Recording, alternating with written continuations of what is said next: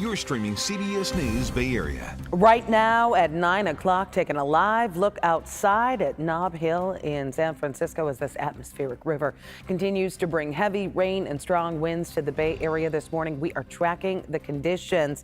Thanks for being with us. I'm Ann Makovic, and it is a first alert weather day as that powerful Pacific storm arrives as advertised. It is messy out there on the roadways this morning. Here is some video from northbound 101 on the peninsula. The brunt of the storm hitting during the peak of rush hour. And here's a look at the downpours in San Francisco this morning. This is at the Embarcadero Center. Let's get over to meteorologist Jessica Burt, who has been closely tracking the storm. We can see anywhere up to around 2 inches of rain down into Morgan Hill, about 1.5 inches in places like San Jose, even more along the foothills in the Santa Clara Valley. Off into the East Bay we go. Places like Antioch will top over 1 inch, so will Oakland. And you head up into the North Bay. Since the storm system is sweeping in from the south, we'll actually see more impressive rainfall totals for our friends down south compared to some of us all the way up into the north. But still, all of us throughout the Bay are feeling the bulk and the impacts from this atmospheric river. High wind warnings in effect right now along our coastal communities until 4 o'clock. That got extended by the National Weather Service, and that means we can see gusts anywhere up to around 60 miles per hour. The tan color you see below me is a wind advisory issued by the National Weather Service, where we can see wind gusts up to around 50 miles per hour today. And this atmospheric river brings in significantly cooler weather. It's a cold front at the end of the day, and we're seeing daytime highs down into the 60s today in places like Antioch, stretched down into the Santa Clara Valley, off into the East Bay and the North Bay too, where in places like that we were just in the 80s yesterday. Yesterday and the day before, I should say. So let's take a look at some changes that we're going to notice as we head into the next 7 days. We will start to dry up into the evening hours tonight. Still some lingering showers in the forecast for us into the overnight hours, but by tomorrow, we're just seeing partly cloudy skies, still holding on tight to that cool weather. We dry up more into Saturday, and then more unsettled weather right around the corner for us by Sunday into Monday of next week. And then by next Wednesday, more showers on tap for us too. So we're going to keep a close eye on that. From the Bay off into our inland spots, temperatures don't really range too much, but I just want to paint that picture that everywhere throughout the Bay, we're seeing similar conditions. We'll have more on that atmospheric river coming up in just a bit. Back to you. Well, the storm hitting the North Bay especially hard this morning. This is what people woke up to in Santa Rosa. Let's go live to Veronica Macias in the North Bay. She is at the Bon Air Greenbrae Shopping Center in Marin County. How's it going? You look a little soggy. Oh, yeah, we have had that with all the lenses this morning. And, you know, people telling me, bring it on. We love the rain. But as much as we love it, it definitely causes for a messy commute. And that's exactly what we saw this morning during rush hour. The problem was all the standing water on the highway. That causes a big mess. We saw the heavy downpour earlier today, and with that hard rain that we were seeing, we saw a lot of heavy traffic and a lot of drivers having to take it slow because you had flooding on the roadway. A lot of the ramps in the North Bay area and Novato, seeing some of that flooding happening, and that was causing some people to have their car hydroplane. A lot of spin outs this morning. We saw tow trucks getting drivers out of that mess, and it can cause for a dangerous situation. Thankfully, right now, it's not coming down too hard, so people are appreciating this weather. This morning, I talked to a few people who were out and just, you know, taking care of business, taking their dogs out early this morning. Take a listen. This is my little poodle takes her big person out for 4 walks a day, and we go rain or shine. It doesn't matter if we just have to keep moving. When you're 91 years old, you've got to keep moving. Well, life goes on, right? Well, a lot of people just appreciative to see the rain coming. You know, a lot of golfers have told me, hey, we need the greens green. So thanks to the rain. You know, we're going to continue to see what the situation is like as this storm passes through this area. More of a drizzle at this point here in the North Bay. We're going to be checking the roads and, yeah, definitely causing delays. I think FlightAware was showing over 100 flights delayed at this hour because of the weather. So it slows us down a bit. You know, I don't want to say stay home and not go to work, but if you have the opportunity, if you have that privilege, maybe today you stay cozy indoors. Okay. Otherwise, we're going to take inspiration from that poodle. I was really impressed. I wish my dog Sandy would be a little more apt to go out in the rain. Thanks for bringing us that report, Veronica. And now to the East Bay. Here is a look at the rain on the roadways in Walnut Creek. Our producer Melanie Corey shot this video this morning along California Boulevard. And here's a look at the rain before the sun came up in San Francisco. This is video from Market in Octavia at around 6:30 this morning. The storm also brought some lightning to Monterey County. Our photographer shooting this video at around 9 last night. Check that out. That was in Salinas. PG&E says that they do have resources in place to respond to things like fallen trees, and they have pre-positioned themselves in areas that could be a concern with the help of AI. We have actually an AI learning model that we're able to pair 30 years of outage data with to be able to predict where power outages will occur. And we're able to pre-position our crews and our equipment in those locations to be able to respond faster. You can track the storm on our website, kpix.com. We also have our live radar up throughout the day, streaming on the free CBS News app. All right, now to some breaking news from the East Bay. BART says a person armed with a knife has barricaded themselves in a control tower. This is at the maintenance yard in Hayward, and this is video from Citizen app from earlier. BART says this incident is now causing limited Green Line service between Berryessa and Daly City. Transbay riders coming from the Berryessa direction might need to transfer to finish their trip. Again, an armed person in a control tower barricaded themselves at the Hayward BART station. We are going to stay on top of this and bring you updates. Today, the U.S. government is starting to get back to normal. The record 43-day shutdown finally came to an end last night. 6 House Democrats joined almost all Republicans to support sending the Senate-approved measure to the president's desk. Natalie Brand has the latest. Shutdown-related air travel impacts aren't over quite yet. Airline sources tell CBS News it could take 24 to 48 hours to ramp back up to full service once the FAA lifts its flight reduction at 40 major airports. Still, travelers are breathing a sigh of relief that the weeks-long shutdown is finally over. It's good that they're back to work. Hopefully things get done. With everything going back now, so just seeing how things flush out. So we hope all goes well. More than 670,000 furloughed federal employees are returning to work. 730,000 others worked without pay. The members that I represent, they are ecstatic. They are happy that the government's open. They can now get back to life. They can get back to business. They can make sure that there's food on the table. The tens of millions of Americans who rely on federal food assistance should see their full SNAP benefits soon. A USDA spokesperson told CBS News recipients in most states will get their benefits within 24 hours. That clock started with President Trump's signature on the funding measure late last night, but there's still a fight over Democrats' health care demands, which were not part of the bill. The Affordable Care Act tax credits expire on December 31st. We have to continue to press our case to compel Republicans to deal with this. President Trump Wednesday night said he would be willing to work with the other side on health care, but took aim at the Affordable Care Act. It all includes fixing the health care system that Democrats broke with the disaster known as Obamacare. Obamacare was a disaster from day one. The Senate deal to end the shutdown included the promise of a vote on health care in early December. So as we've been reporting, much of the shutdown had to do with those Affordable Care Act tax credits that are set to expire at the end of the year. Democrats wanted an extension in a funding bill, but they only got a promise of a vote. We heard from UC Santa Cruz professor Nolan Higdon about who could be viewed as a political winner or loser in this fight.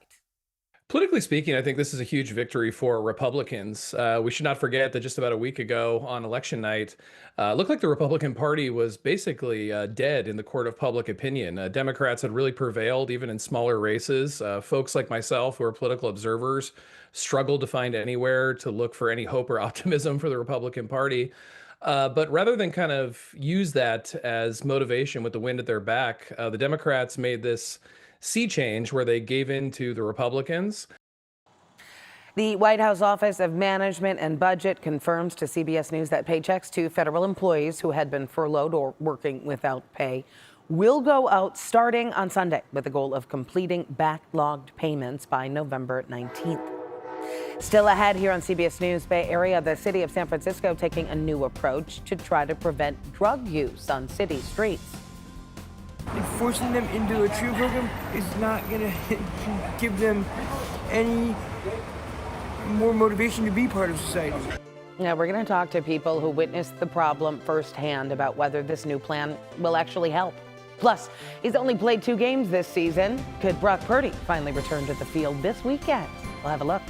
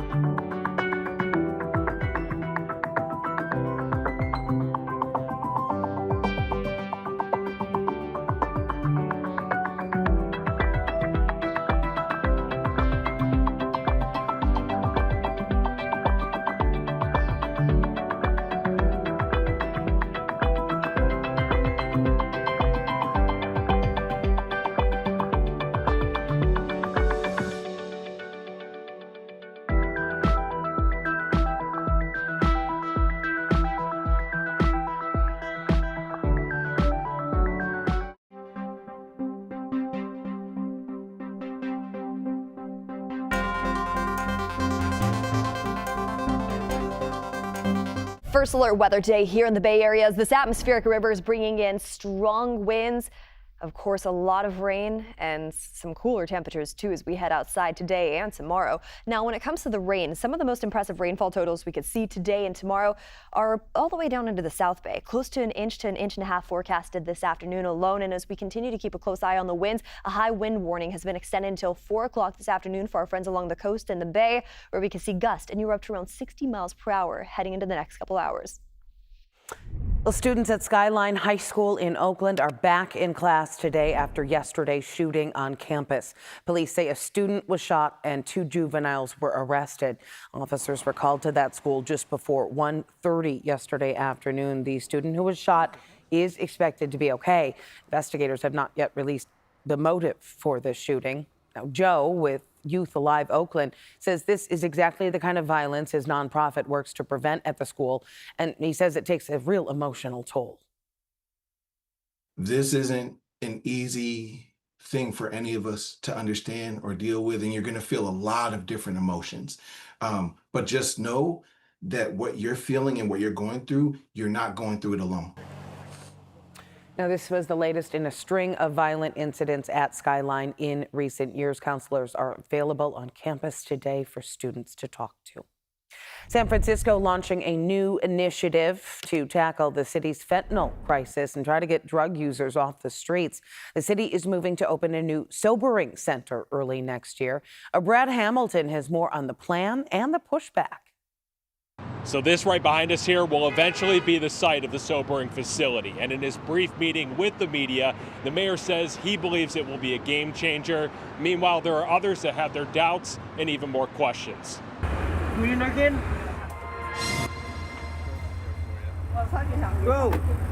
It's a problem that has plagued the city of San Francisco for years. Alexander says he sees it every day. In his time living in the Tenderloin and other city streets, he's talked to many that have struggled with drug addiction and found that many don't want change. They have no desire for that.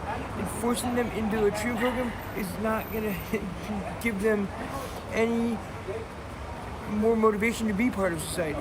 But Mayor Daniel Lurie says a tougher approach is what's needed to clean up the streets. Well, first, let me say, we as a city were caught flat-footed by the fentanyl crisis. Today, his administration announced that a new sobering facility will take over a vacant building on 6th Street by the Hall of Justice in 2026. The intent of this space would serve 2 purposes: expedite police officers' ability to make drug-related arrests and help those arrested get off the street and connected to treatment immediately. Instead of jail cells, there will be reclining chairs, addiction specialists, and case managers. The mayor touted the sobering center as a fundamental change in how the city tackles public drug use. This center is going to allow us a new tool, and that is because previously it was either jail or the emergency room. Now, you continue to use openly on our streets, we're going to arrest you, and you're going to have an option of treatment or jail. But this latest tactic also comes several weeks after the mayor convinced President Donald Trump to keep federal troops out of San Francisco. At the time, Mayor Lurie and the administration talked about a partnership to solving the city's fentanyl crisis. But when we asked Lurie if the Trump administration had any influence on this center, he told us no. I've said this for the last 2.5 years. Public safety is my #1 priority.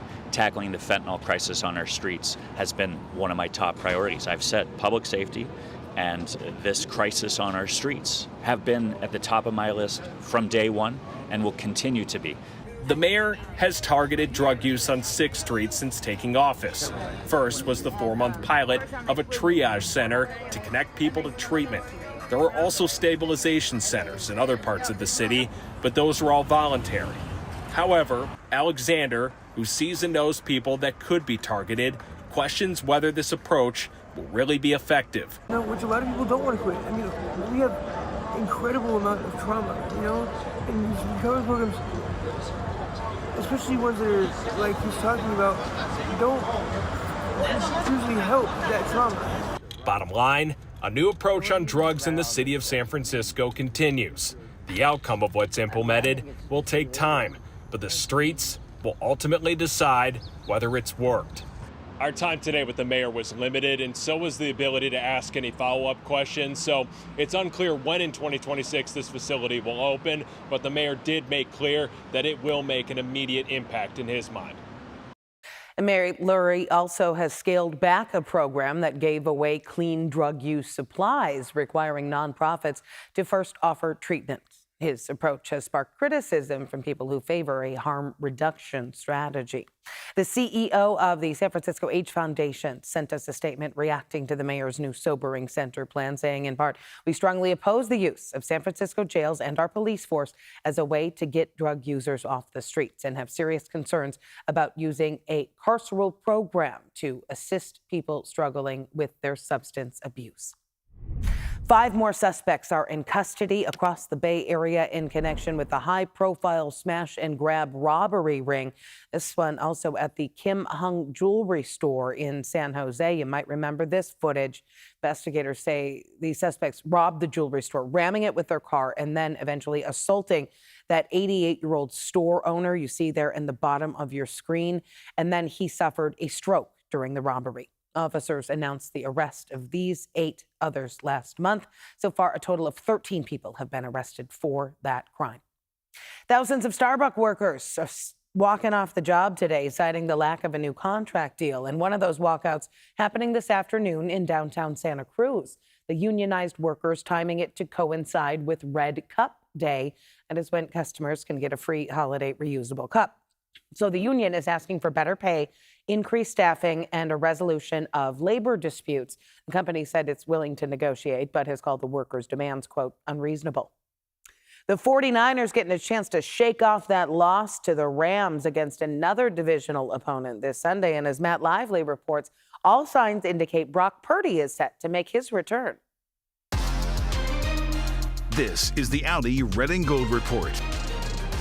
We're always on Purdy watch here at Levi's Stadium. And not only did Purdy suit up and practice on Wednesday, but Kyle Shanahan gave a promising update for his QB1. Are you trying to build him toward the point where he can start on Sunday? Yes. Mac Jones has been a great backup for the 49ers, going 5-3 and racking up his stats. But there is no QB controversy when Brock is healthy. It's not a hard decision. It's just more about Brock's health. I mean, it's been awesome how Mac's played. He's been great. But we got a lot of confidence in Brock, and we know Brock will play at a high level too as long as he's healthy. He looks like Brock. You know, he's out there. He's throwing it well. He's running well. Looks like himself. Another sight for sore eyes at the 49ers practice was Ricky Pearsall. He's missed the last 6 games with a knee injury, but was limited on Wednesday. And they told me he's healthy, so I'll see today from my own eyes when he practices, and I'm sure it'll look that way. And as long as he does, then he's good to go. I know they've been frustrated. They're always showing how hard they're trying to come back, and I just keep telling them, guys, we're very well aware of how bad you guys want to be out there. While the Niners may be banged up, the Cardinals aren't much better. They announced that they'll be without Marvin Harrison Jr. and Zay Jones for the game on Sunday and enter that contest losers in 6 of their last 7. All right, for more on this weekend's matchup, join Matt and Glenn for their weekly Red and Gold report tomorrow night, 7:30 on KPIX and streaming on the free CBS News app. Well, still ahead, Waymo expanding to Bay Area freeways and the San Jose airport. We're testing out the new route and gauging the interest of potential customers. I definitely consider it, especially if it were priced right. I would prefer to have a human. Sorry, robots, but no.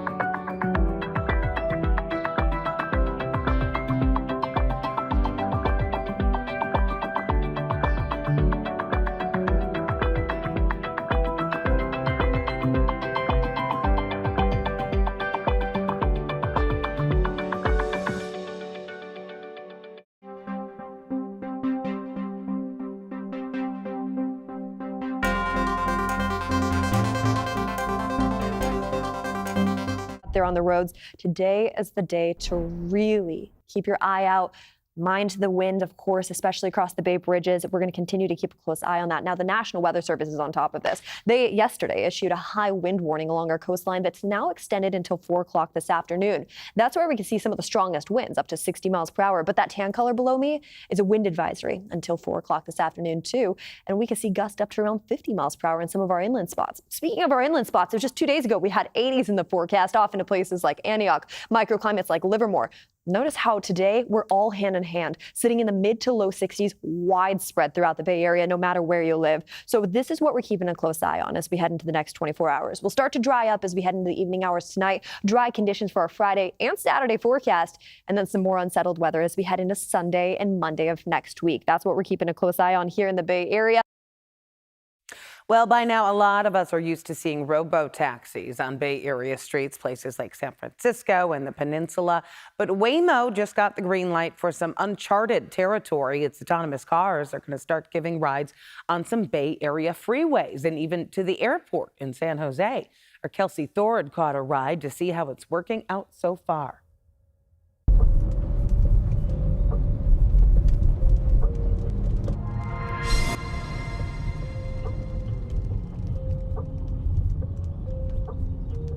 Starting Wednesday, Waymo riders in the Bay Area, specifically up and down the peninsula, from San Francisco to San Jose, will be able to ride on the freeway as well as get picked up and dropped off at the San Jose airport.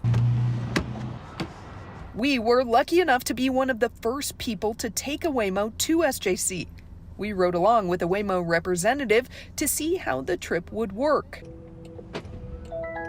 San Jose International is the first airport in California to have Waymo curbside service. Our car took us to the drop-off area, located right across from the international terminal. It was a slow day at SJC, so we didn't see any other travelers booking or arriving in Waymos, but we did catch up with a few people to ask them their thoughts about autonomous vehicles expanding service to airports. I definitely consider it, especially if it were priced right. I would probably prefer a human driver, especially in a city that I'm new to, but I'd take a Waymo. I would prefer to have a human. Sorry robots, but no. Maybe my grandkids will like driverless cars, but not me. San Jose is just the second airport in the country to offer Waymo service. The other is Phoenix Sky Harbor. Waymo says it's in the process of testing service at San Francisco International Airport and hopes to add them to the list of airports soon. When it comes to rides on the freeway, while service is available to some riders, it's not available to all just yet. When I went on my Waymo app to try and book a ride that would take us on the freeway, the app told me I'd been added to a waiting list and to expect to hear back from them in the coming weeks. Even our Waymo representative couldn't get a car that would take us on the freeway. Our ride to SJC was through city streets. The company says it is slowly rolling out access to the freeway to customers. It says more and more people like me will gain access to those rides in the coming weeks. Even so, our ride to and from SJC was smooth and easy, one the company hopes many travelers will choose to take from now on. As for SFO, Waymo began testing its fleet at the airport back in September. But with humans in the driver's seat supervising those rides, having an extra set of eyes, there will be a couple more phases of testing before they roll out rides to customers. Coming up in our next half hour here on CBS News Bay Area, it used to be packed with stores and customers, but these days it is practically empty. Now a new lease on life for a dying mall in downtown San Francisco.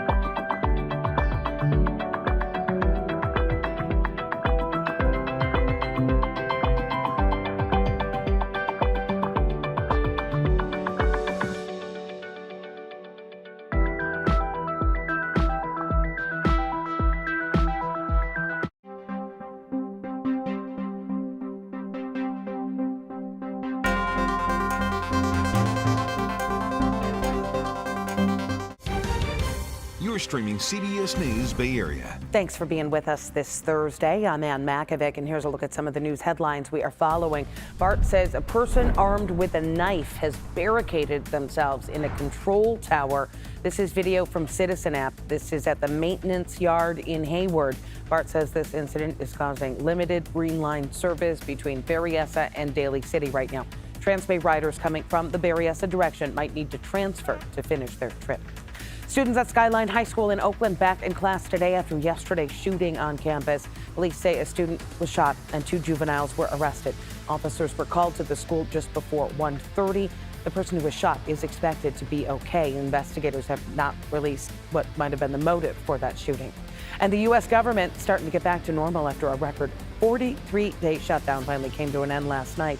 6 House Democrats joined almost all Republicans to support sending the Senate-approved measure to the president's desk. Legislation extending funding for most agencies through January. About 670,000 furloughed federal workers could go back to work as soon as today. CBS News confirms paychecks could be going out as soon as Sunday. And it is a first alert weather day. This storm we've had today bringing winds and rain to the Bay Area. And meteorologist Jessica Birch has been tracking all the conditions.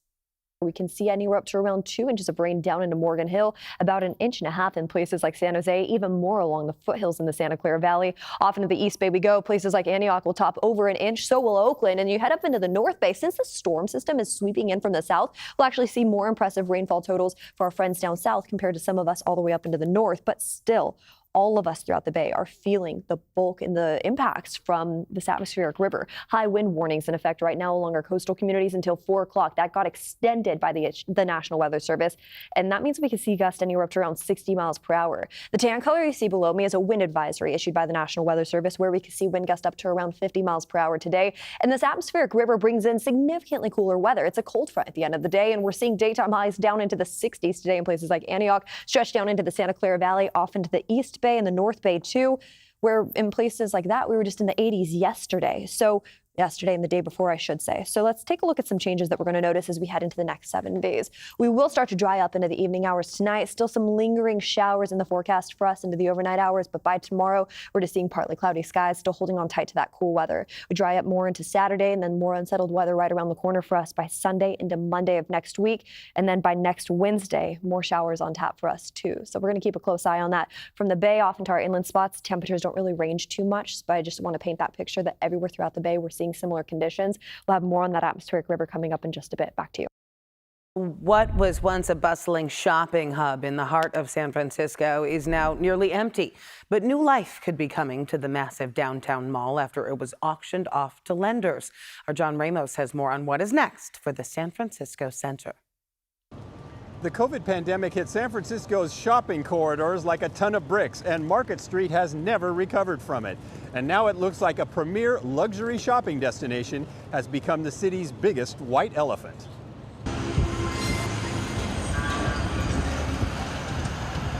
The former Westfield Mall on Market Street is now known as San Francisco Center. But take a step inside and it feels like the middle of nowhere. Is eerie, especially coming in as, like an outsider coming in. You're expecting so many stores, like typical mall, but it's not that at all. I mean, it looks like what, like 7 floors, and there's 3 stores that are open on a busy day too, I guess. This group of friends visiting from Los Angeles stepped in to do some shopping and instead found something from an apocalyptic movie. The owner group, including Westfield and Brookfield Properties, walked away from the mall in 2023. And ever since, the stores have been dropping out one by one. It's shocking, but expected at the same time. Every time I come, maybe like every 3 months, it's emptier and emptier every time I come. That left the lenders, Deutsche Bank and JP Morgan Chase, holding an empty bag. The former billion-dollar property was put up for auction, and the 2 lenders ended up with the building at a cost of only $133 million. They've hired a company called CBRE to try to find a buyer, and in a statement, it struck a positive note.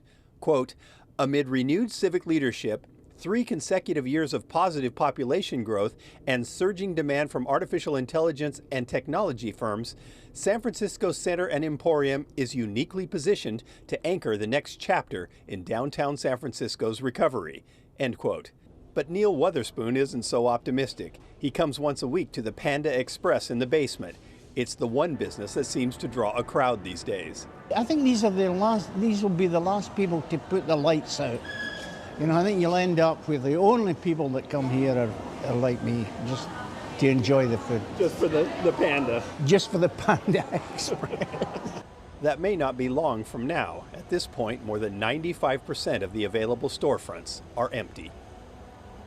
So complicating the matter is the fact that some of the land sits on land that is owned by the San Francisco Unified School District. It is reportedly in negotiations now on how to develop a new ground lease with the lenders. It is day one on the job today for San Mateo County's new sheriff, Ken Binder. Binder most recently served as interim police chief in Gilroy and spent years working for the Santa Clara County Sheriff's Office. When he was sworn in last night, Binder said he wants to get the department back on track after the scandal surrounding ousted Sheriff Christina Corpus. I want to provide stability of leadership so that the people in the organization are empowered to work out of their skills and talents to do what they're here to do. We're going to make sure there's accountability so that they do it the proper way. The Deputy Sheriff's Association says they look forward to working with Binder to rebuild the agency.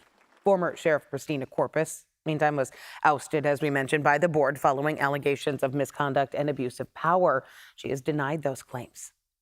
Governor Newsom's former chief of staff, Dana Williamson, has been arrested on federal fraud charges. She is accused of diverting campaign funds from a different politician for personal use. The indictment says Williams developed a plan to take money from a dormant state campaign account. That account belonged to former federal health secretary Xavier Becerra. Back in 2018, he was running for re-election as state attorney general, with Williamson running his campaign. Later, she allegedly sent $225,000 to a longtime aide for Becerra, who became his chief of staff in Washington. Williams is also accused of filing fraudulent tax claims to claim deductions for purchases of various luxury items. Tells me they did a thorough job, and they wouldn't bring this kind of an allegation, especially given the potential political ramifications of this, if you will, or the undercurrent. It tells me that they were thorough and made sure that they dotted all their I's and crossed all their T's before they filed the indictment. Williamson pleaded not guilty to all charges and was released on a $500,000 bond. Becerra, who's currently running for governor, is not implicated in the indictment. The governor's office said in a statement, Ms. Williamson no longer serves in this administration. While we are still learning details of the allegations, the governor expects all public servants to uphold the highest standards of integrity. The investigation began more than 3 years ago during the Biden administration. New questions about President Trump's relationship with convicted sex offender Jeffrey Epstein in a new batch of private emails released by Democratic lawmakers. Epstein alleges Trump, quote, knew about the girls, but as Scott McFarland reports, it's not clear exactly what that means. More than 6 years after disgraced and convicted sex predator Jeffrey Epstein died by suicide, U.S. House Democrats released on Wednesday a series of his private messages mentioning President Trump. I think pretty serious stuff, disturbing stuff in these emails. The emails include this one from Epstein to his co-conspirator Ghislaine Maxwell in 2011, in which he wrote that Trump had spent hours at my house with one of Epstein's victims. The White House identified that victim as Virginia Giuffre, who said she was recruited by Maxwell while working at Mar-a-Lago and died by suicide in April. Jeffrey was a sick pedophile. But in a 2016 deposition, Giuffre said she didn't think Donald Trump participated in anything. And in a separate newly released message from 2019, Epstein wrote to author Michael Wolff about Trump. Of course he knew about the girls, as he asked Ghislaine to stop, though it's unclear what exactly he had asked her to stop doing. Wolff, whose writings have sparked controversy in the past, reacted to the email Wednesday night on a podcast with the Daily Beast. Donald Trump and Jeffrey Epstein had this deep relationship. They knew everything about each other. Their obsession was women, girls. models. The emails were part of approximately 23,000 pages of records handed over by Epstein's estate to the Republican-led House Oversight Committee under subpoena. Trump has frequently denied any wrongdoing, and he's dismissed calls to release more information. So this is a Democrat hoax that never ends. The White House downplayed Trump and Epstein's relationship and blasted Democrats for cherry-picking excerpts. Jeffrey Epstein was a member at Mar-a-Lago until President Trump kicked him out because Jeffrey Epstein was a pedophile and he was a creep. Meanwhile, a bipartisan group of lawmakers are one step closer to a vote to release all of the Epstein case files held by the Department of Justice. After Democratic Congresswoman Adelita Grijalva of Arizona was finally sworn in Wednesday after nearly 2 months of waiting, and became the decisive signature on a petition to force that vote. With my signing, we move one step closer to the truth that they will try to deny, but that survivors deserve. Well, some Epstein survivors were in the House chamber yesterday as Congress reconvened. They have been pushing for more transparency. The House Speaker says a vote on this measure to release files could come as early as next week, which would then add pressure to the Senate to do the same. Coming up next here on CBS News Bay Area, the 49ers Gold Rush welcoming a brand new member. How a fan got to join the cheerleading squad for game day. Plus, how a Fremont couple is working with law enforcement in a first-of-its-kind Bay Area program to keep people living with autism safe when they encounter first responders.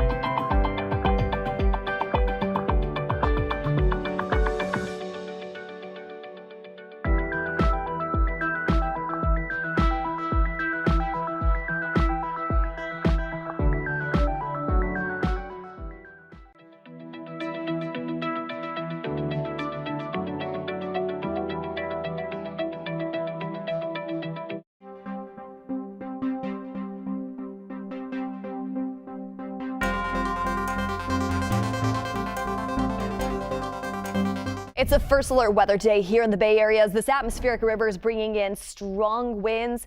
Of course, a lot of rain and some cooler temperatures too as we head outside today and tomorrow. Now, when it comes to the rain, some of the most impressive rainfall totals we could see today and tomorrow are all the way down into the South Bay, close to an inch and a half forecasted this afternoon alone. And as we continue to keep a close eye on the winds, a high wind warning has been extended until 4 o'clock this afternoon for our friends along the coast and the Bay, where we can see gusts anywhere up to around 60 miles per hour heading into the next couple hours. The 49ers Gold Rush cheer team made a special addition for last Sunday's game, and our Kevin Coe tagged along with a fan who got to become a cheerleader for a day.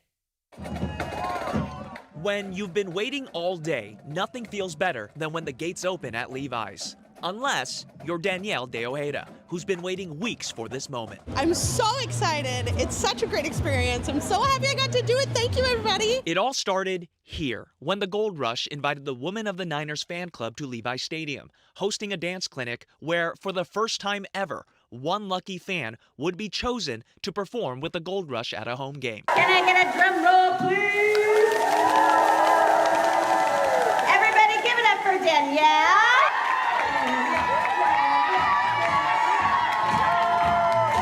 I think I blacked out and woke up, and here I am. Danielle woke up in the Gold Rush locker room. Give it up for our women of the Niners. It's the first time we've ever done this.